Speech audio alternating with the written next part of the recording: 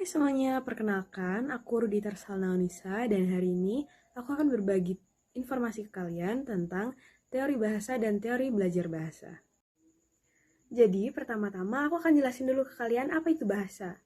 Nah, bahasa di sini adalah sebuah alat yang digunakan manusia untuk berkomunikasi sehari-hari. Menurut Ferdinand de Saussure, bahasa merupakan sebuah sistem de signe atau sistem tanda yang terstruktur, yang berarti di dalamnya terkandung beberapa struktur yang membentuk penyusunan bahasa tersebut atau penyusunan kalimat seperti tata bahasa, fonem, fonologi, morfologi, dan semantik.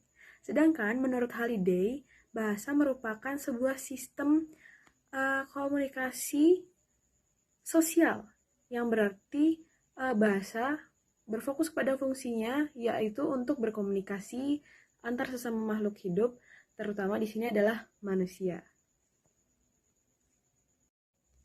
Selanjutnya, kita akan masuk ke pembahasan mengenai teori bahasa. Di sini kita akan membahas 3 teori utama, yaitu yang pertama, teori struktural, yang kedua, teori fungsional, dan yang ketiga, teori interaksional. Yang pertama, kita akan membahas teori struktural yang dipelopori oleh Ferdinand de Saussure.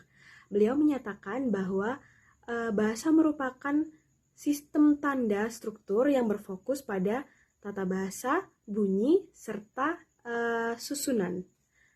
Nah, contohnya di sini adalah konjugasi verba aller, yaitu je vais, tu vas, il va, elle va, nous allons, vous allez, ils vont. Selanjutnya ada teori fungsional yang dipelopori oleh Halliday. Di sini beliau mengatakan bahwa bahasa tidak hanya membahas mengenai struktur bahasa, namun juga fungsi utamanya sebagai alat komunikasi.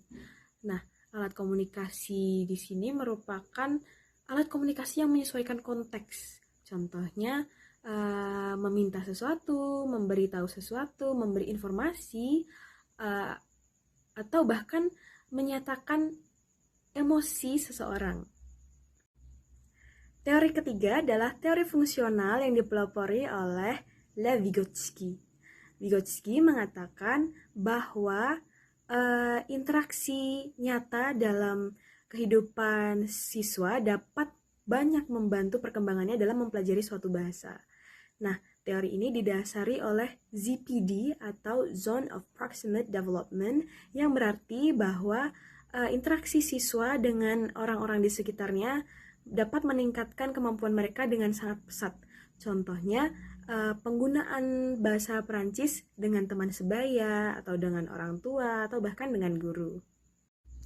Selanjutnya, kita akan masuk ke pembahasan tentang teori belajar bahasa. Nah, di sini ada 3 bagian lagi, yaitu teori behaviorisme, kemudian teori kognitivisme, dan yang terakhir adalah teori behaviorisme.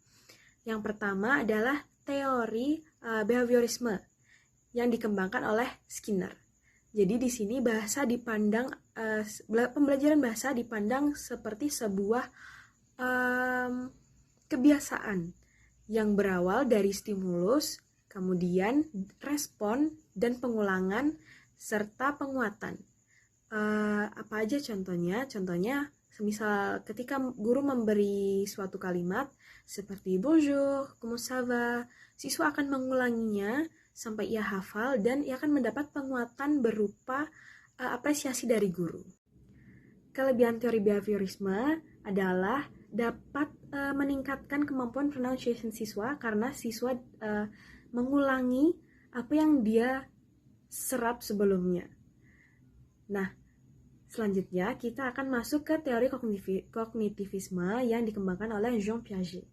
Piaget menyebutkan bahwa teori ini berbeda dari yang sebelumnya, karena sebelumnya kan hanya berfokus kepada pengulangan, sedangkan di sini memerlukan proses berpikir aktif, yaitu adalah tidak hanya mengulang, tapi siswa juga dapat membaca, kemudian ia dapat mengobservasi apa makna kalimat tersebut, kemudian bagaimana strukturnya, dan sebagainya.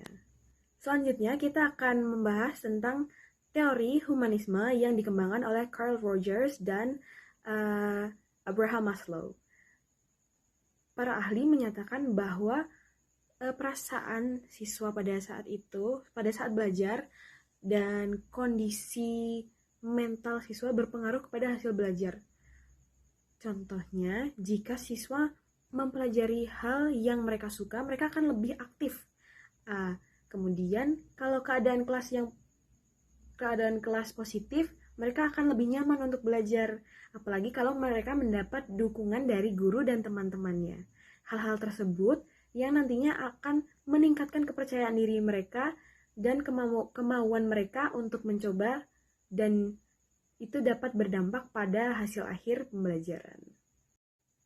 Selanjutnya, kita akan membahas tentang pengaplikasian teori-teori yang sudah kita bahas tadi dalam kegiatan belajar. Nah, pertama tadi kita kan sudah membahas teori bahasa struktural. Nah, pengaplikasiannya adalah siswa dapat mempelajari tata bahasa dan juga konjugasi kalimat. Kemudian untuk teori fungsional, siswa dapat mengaplikasikannya dalam kehidupan sehari-hari. Contohnya, memesan makanan dengan bahasa Prancis, kemudian meminta tolong kepada temannya dengan bahasa Prancis, dan sebagainya. Kemudian, teori interaksional dapat diterapkan dengan melakukan jeu de rôle atau percakapan sehari-hari menggunakan bahasa Prancis, karena interaksi-interaksi tersebutlah yang nanti akan meningkatkan kemampuan mereka.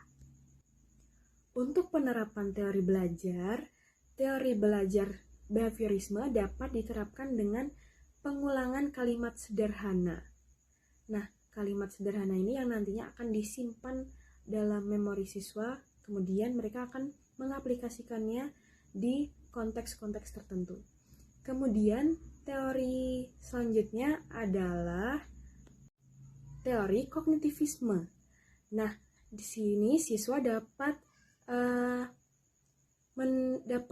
mendapat stimulasi berupa teks atau bacaan, kemudian mereka dapat diminta untuk mencari tahu apa arti dari teks tersebut, atau ide pokok dari teks tersebut, atau bahkan struktur dari kalimat-kalimat yang ada pada teks tersebut.